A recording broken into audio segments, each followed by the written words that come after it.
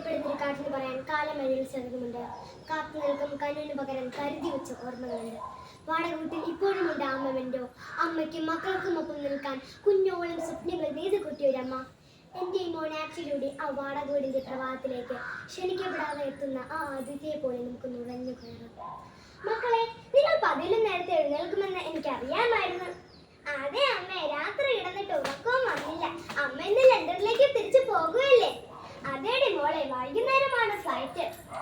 അമ്മ എല്ലാം പാക്ക് ചെയ്തു. അമ്മ പറഞ്ഞ ഡോക്യുമെന്റ്സ് എല്ലാം മറക്കാതെ എടുത്ത് വെക്കണേ. ആ മോനെ, ഡോക്യുമെന്റ്സ് എല്ലാം എടുത്തു വെച്ചു.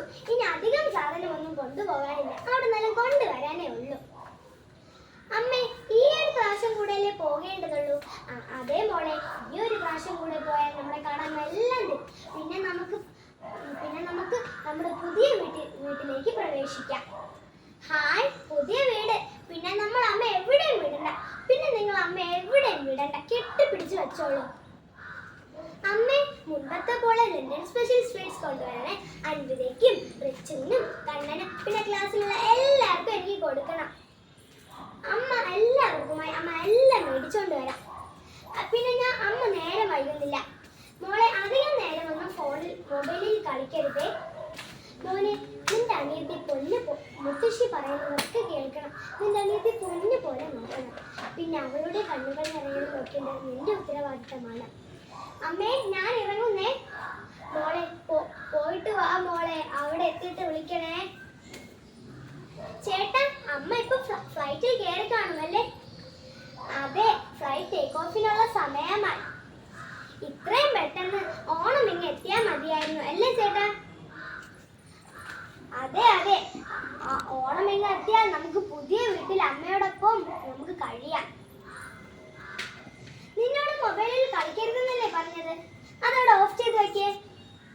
ചേട്ടാ ചേട്ടാ, ഒന്നിങ്ങ് വന്നേ. സാൻവിയുടെ അച്ഛൻ്റെ വാട്സപ്പ് സ്റ്റാറ്റസ് നോക്കിക്കേ. ലണ്ടനിലേക്ക് പുറപ്പെട്ട എയർ ഇന്ത്യ വിമാനം അപകടത്തിൽപ്പെട്ടെന്ന്. ഇത് നമ്മുടെ അമ്മ കയറിയ ഫ്ലൈറ്റ് ആണോ? എവിടെ നോക്കട്ടെ. എവിടെ? അല്ല മോളെ, അല്ല, ഇത് നമ്മുടെ അമ്മ കയറിയ ഫ്ലൈറ്റ് അല്ല. മോളെ, നീ എന്തെങ്കിലും കഴിച്ചോ? നിനക്ക് വിശക്കുന്നുണ്ടോ? നിനക്ക് വെള്ളം വേണോ? നീ ഒരു കാര്യം ചെയ്ത് നീ അവിടെ കിടക്ക്. എന്ത് പറ്റി ചേട്ടാ? ഒന്ന് പറ ചേട്ടാ. നമ്മുടെ വീട്ടിലേക്ക് ആൾക്കാരൊക്കെ എന്തിനാ ഓടി വരുന്നത്? മക്കളെ, എന്റെ പൊന്നു മോളെ, എന്റെ ചക്കര, നിങ്ങൾ വന്ന് TV നോക്ക്. ലണ്ടനിലേക്ക് പുറപ്പെട്ട എയർ ഇന്ത്യ വിമാനം അപകടത്തിൽപ്പെട്ടെന്ന്. മോളെ, നീ അങ്ങോട്ട് പോണ്ട. എന്നെ വിട് ചേട്ടാ. നമ്മുടെ അമ്മ ഇനി വരില്ലേ ചേട്ടാ? നമ്മുടെ അമ്മ ഇപ്പോൾ പോയതല്ലേ ഉള്ളൂ. അമ്മ ഒന്ന് വിളിക്ക് ചേട്ടാ. അമ്മ ചിലപ്പം എയർപോർട്ടിലെത്താൻ ലേറ്റ് ആയി കാണും. എയർ ഇന്ത്യ ഫ്ലൈറ്റ് അമ്മയെ കൂട്ടാതെ പോയിട്ടുണ്ടാകും. ഒന്ന് വിളിക്ക് ചേട്ടാ, പ്ലീസ്. ഇല്ല മോളെ, ഇല്ല. അമ്മ ഇനി കേൾക്കില്ല.